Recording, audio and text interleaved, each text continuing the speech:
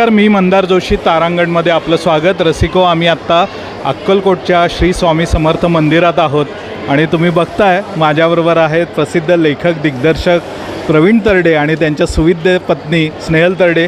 प्रवीण, मला आज आनंद ह्याच्यासाठी झाला आहे, तू देऊळबंद 2 तर चांगलाच केला आहे, पण मी मुलाखती खूप प्रेमाने आणि मेहनतीने घेतो आणि ज्या जागेवर मी आज तुझी मुलाखत घेतो आहे ना, ती मला फार महत्त्वाची वाटते. कारण आपली जी कला श्रेष्ठ आहे आणि जी जागा श्रेष्ठ आहे, स्वामी समर्थांच्या वटवृक्षाखाली आपण आज तुझी मुलाखत घेतो आहे, तर मी आज धन्य पावलं असं मला वाटतं. त्यामुळे तुझे पहिल्यांदा मी आभार मानतो की तुझ्यामुळं हा मला योग आला. हे बघ, तारांगणच्या सर्व रसिक प्रेक्षकांना नमस्कार. खूप जवळचा मित्र आहे माझा आणि पत्रकारिते, चित्रपटसृष्टीत चांगला माणूस किंवा जंटलमन ज्याला म्हणावं तो म्हणजे आमचा मंदार आहे. आणि मी हे नेहमी वर्णन करतो, खूप हसरा आणि खूप साधा माणूस आहे, पण तो जे मुलाखत घेतो ती नेहमी खूप भारी ठरते. त्यामुळं तारांगणच्या सर्व रसिक प्रेक्षकांना अक्कलकोट स्वामींच्या वटवृक्षाच्या तिथून माझा सादर प्रणाम. खूप छान. मला आधी सुरुवात स्नेहलजींपासूनच करायची आहे, कारण त्यांचं कॉन्ट्रीब्युशन तुला आजवर प्रचंड लाभलेलं आहे. तर देऊळबंदच्या वेळेपासूनच लाभलेलं आहे. तर देऊळबंद 2च्या सुरुवातीपासून कशा पद्धतीने तुला त्यांचा सपोर्ट मिळाला? बघ, तिचा सपोर्ट आहे म्हणून मी आहे, हे मी अनेक मुलाखतींमधून बोललेलो आहे. बरोबर. जे काही आहे तो तिच्यामुळे आहे मी. आणि सगळ्यांनाच माहिती आहे की तिने तिचं अभिनयाचं करिअर थांबवून या क्षेत्रामध्ये नोकरी केली, पोलीस डिपार्टमेंटला. आणि नोकरी करत करत तिच्या पगारावर घर चाललं.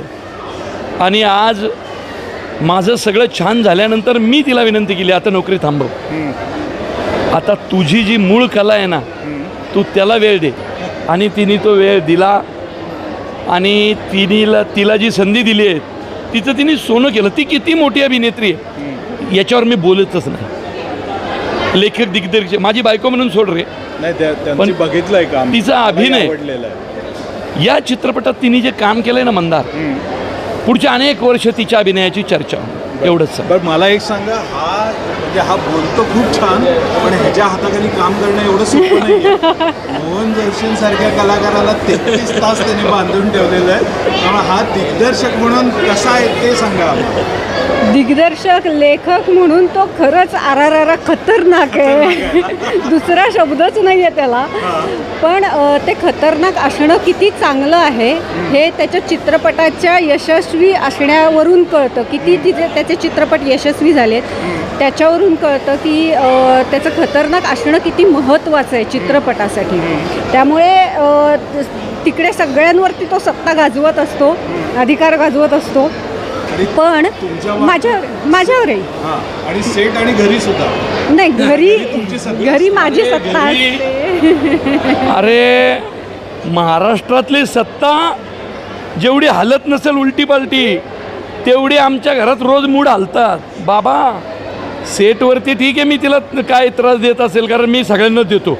प्रसाद ओक, ओम भूतकर, मोहन जोशी, कश्मीर महाजनी, क्षितिज दाते, दया पिट्या, सगळेच माझ्या म्हणजे आहे. आपली एक स्टाईल आहे अशी, मंगेश देसाई स्टाईल आहे ना कामाची, पण माझ्या त्या कामावर स्टाईलवरच प्रेम करतात सगळे. पण घरामध्ये ह्यांची सत्ता आहे. खतरनाक आहेत त्या. खतरनाक नाही, अति खतरनाक आहेत. मी तुम्हाला सांगू का, आमच्या मुलाला मी एकदाही शूटिंगच्या सेटवर नेलं नाही. हा घरी अतिशय प्रेमळ आहे, अतिशय. म्हणजे आजपर्यंत मी आमच्या मुलावर रागवलेलं मी याला पाहिलेलं नाही आहे. विश्वास नाही बसणार कुणाचा, पण एका शब्दाने तो रागवलेला नाही मुलाला कधी. मी मुद्दामून, आता तो मोठा झाला, समज आलेली आहे, तर आता मी त्याला सेटवर नेलं नाही. त्याला म्हणलं, हा राक्षसी अवतार नको बघायला, आपला बाबा खूप नाही, आपला बाबा प्रेमळ आहे हीच इमेज राहू देत त्याच्या मनावर. हा कुठला बाबा दिसतोय आपल्याला, असं नको, असं व्हायला नको. पण कमिंग बॅक टू देऊळबंद, तू 10 वर्ष का लावलीस रे? आम्ही वाट बघत होतो. काय मध्ये असं घडलं की तुला दुसरा भाग लगेच आणता नाही? अरे, मी कुठं लावली, स्वामींनीच माझ्याकडनं 10 वर्षाची. कसं आलं, आधी स्ट्रगलर होतो, देऊळबंद आला, स्वामींनी इतकं बिझी ठेवलं की लगेच मुळशी पॅटर्न, लगेच सरसेनापती आंबेराव, लगेच धर्मवीर 1, लगेच धर्मवीर 2, यश यश यश. मग 10 वर्षांनी मलाच कळलं की आईला आपलं काहीतरी चुकतंय. जहाँ से शुरुआत की थी वापस जाना पडेगा. बॅक टू पॅव्हिलियन आलो, त्यांच्या चरणावर डोकं ठेवलं आणि 10 वर्षांनी देऊळ बंद 2 केलाय. पण एकच सांगतो, पुढचे 10 वर्ष लोक याच्यावरच चर्चा करतील हा सिनेमा पाहिल्यानंतर, एवढीच मी खात्री देतो. असं काय एवढं तू त्याच्यात दाखवलंयस की तू एवढ्या कॉन्फिडेंटली बोलतोय? असा काय कॉन्टेंट आहे त्याच्यात, काय आशय आहे त्याचा? मग मी माझ्या प्रत्येक सिनेमाबद्दल कॉन्फिडेंट असतो. बरोबर. मुळशी पॅटर्नच्या वेळी मी एवढ्याच ताकदीने बोलत होतो, सिनेमा पाहिल्यावर कळलं. हंबीररावबद्दल मी एवढ्याच ताकदीने बोलत होतो, धर्मवीरबद्दल मी एवढ्याच ताकदीने बोलत होतो, आणि प्रत्येक सिनेमाने प्रूव्ह केलंय. यावेळी तर मी जरा जास्त ताकदीने बोलतोय, कारण सिनेमा तसा झालाय. अरे हा मनोरंजनासाठी नाही आहे रे, फक्त मनोरंजन तर खूप आहे, ते माझ्या सिनेमात तर असतंच, पण सिनेमातनं खूप काही घेऊन जाणार आहेत लोक. आत्महत्यांबद्दल तू खूप नाही, आत्महत्या नाही, मी कुटुंबासाठी झटणाऱ्या शेतकरी महिलांचा हा सिनेमा आहे. हा आत्महत्यांचा वगैरे सिनेमा नाही आहे, हा सिनेमा महिला शेतकऱ्यांचा आहे. त्यासाठी त्या काय करतात त्याचा आहे. आणि ज्यावेळी एक महिला शेतकरी पेटून उठते आणि परमेश्वराला परीक्षेला बसवते, त्यावेळी परमेश्वराची जबाबदारी वाढते तिचं म्हणणं पूर्ण करण्याची. बरोबर. आणि तू असा एकमेव दिग्दर्शक मला असं आहे असं वाटतं की लोक सिक्वेल 3रा 4थ्या 5व्या भागापर्यंत जातात. म्हणजे आता गोलमालचं 5वी सिरीज येणार आहे, तू 11व्यापर्यंत आत्ताच पोचलेला आहे. हो, हे बघ, आणि प्रत्येक 11 वेळा गेलो तरी असणार कशासाठी? कशासाठी असणार? सामाजिक ऋण फेडण्यासाठी. बरोबर. प्रत्येक सिनेमा म्हणजे जसं मी सांगितलं की प्रत्येक सिनेमा हा कशाचं तरी देणं आहे, तो देणं ह्याचं फेडणार आहे शेतकऱ्यांचं. मुळशी पॅटर्नलाही मी शेती वाचवण्यासाठी प्रयत्न केले. त्याच्यानंतर हंबीररावमध्ये मी इतिहास दैदिप्यमान महाराजांचा दाखवला. धर्मवीरमध्ये असाही एक राजकारणी असू शकतो आनंद दिघेंसारखा, ते दाखवलं. या सिनेमातही ते प्रकर्षानं तुला पाहायला मिळेल. आणि 21 मेला रिलीज करतोय. मे, जून, जुलै शेतकऱ्यांसाठी खूप घातक महिने असतात, पण यावेळी आत्महत्या थांबतील. बरं, सिनेमा बनवताना तुला समर्थांची अनुभूती आली का, आणि ती कशा पद्धतीने? हे बघ, समर्थांची अनुभूती, हे बघ, चित्रपटात एक डायलॉग आहे स्वामींचा की जादूटोणा करणाऱ्यांच्या कंबरड्यात लाथा घालीन मी. कारण माझा मुळात त्याच्यावर विश्वास नाही, माझा श्रद्धेवर विश्वास आहे. श्रद्धा ही खूप प्युअर असते. उगी मंत्र तंत्र जादू टोणे ह्याच्यात अडकण्यात अर्थ नाही. आणि तेच आम्ही केलं आहे दोघांनीही, प्युअर श्रद्धा दाखवलेली आहे. म्हणूनच फक्त शूटिंग नाही तर रोजच्या आयुष्यात पण आम्हाला स्वामींची प्रचिती रोज येते. रोज. राघव शास्त्री बघणार आहेत का नाही हा सिनेमा? काय नेमकं ते मला मोठं कोड आहे त्याचं. मंदारला मानला पाहिजे. एकट्याने प्रश्न विचारला, कारण त्यांनी लोकांची नाडी ओळखलेली आहे. लोकांना त्याच्याबद्दल जास्त उत्सुकता आहे. हे बघ, शेवट काहीच कळलेलं नाही. चित्रपट तुम्हाला शेवटपर्यंत पाहावा लागणार, मगच तुम्हाला कळणार. अरे राघव शास्त्री आहे का ना भाई? राघव शास्त्री शिवाय देऊळ बंद होईल का? एकदम असा आयटीत येणार आहे ना की लोक खुश होणार. आणि तू मगाशी बोलता बोलता असं म्हणालास की स्वामी समर्थांचा जो रुद्रावतार आहे तोही खूप महत्त्वाचा आहे, तो नंतरच्या चित्रपटात मांडणारच आहेस तू. पण आत्ता जे काही घडलेलं आहे 2-4 दिवसांपूर्वी तू त्याच्याबद्दल बोललेला आहेस आणि बऱ्याच त्याच्यावर गदारोळ वादळ उठलेलं आहे.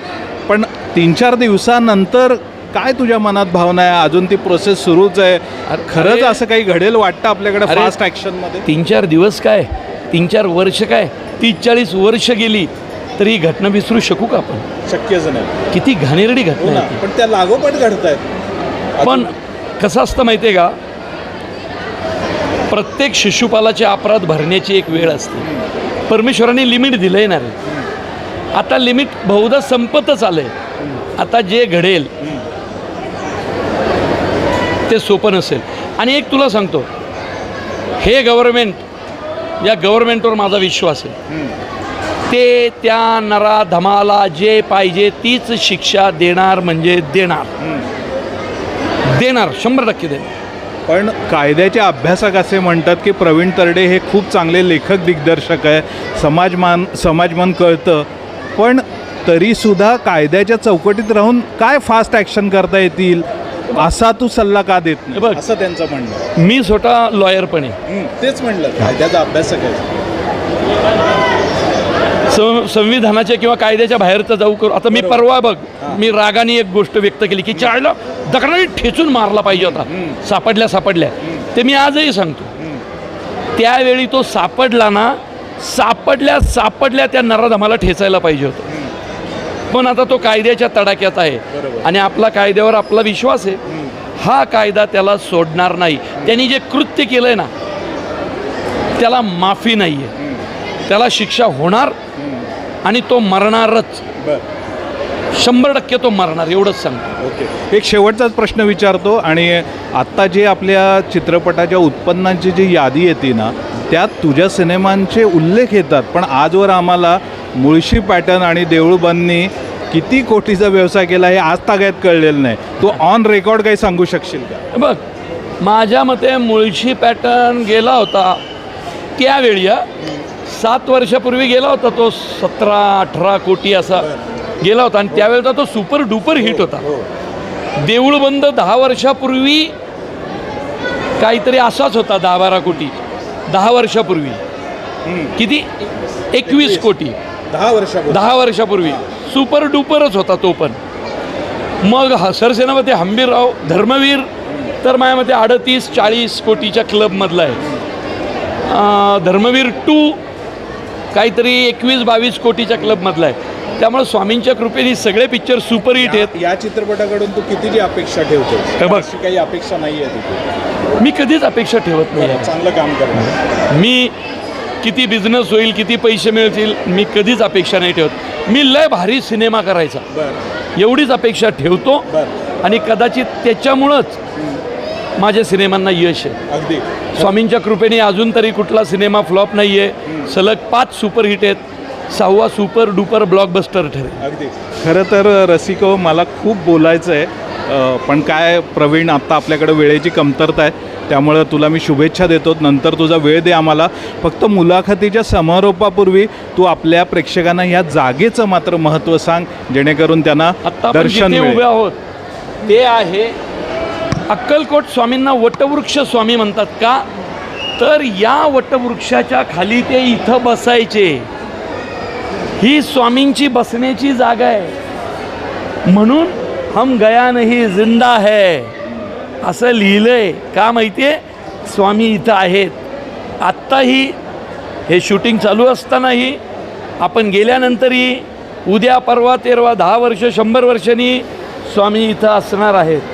आणि सिनेमात हम गया नहीं जिंदा है हे तुम्हाला काय ताकदीनं मोहन जोशी घेताना दिसतील हे कळेलच. खूप छान. मला वाटतं की प्रवीण, खूप आपल्याला अजून बोलायचं बाकी आहे, ते नंतर बोलत राहू.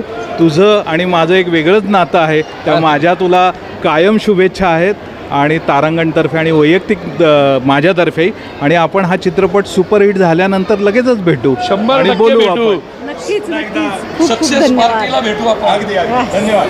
धन्यवाद.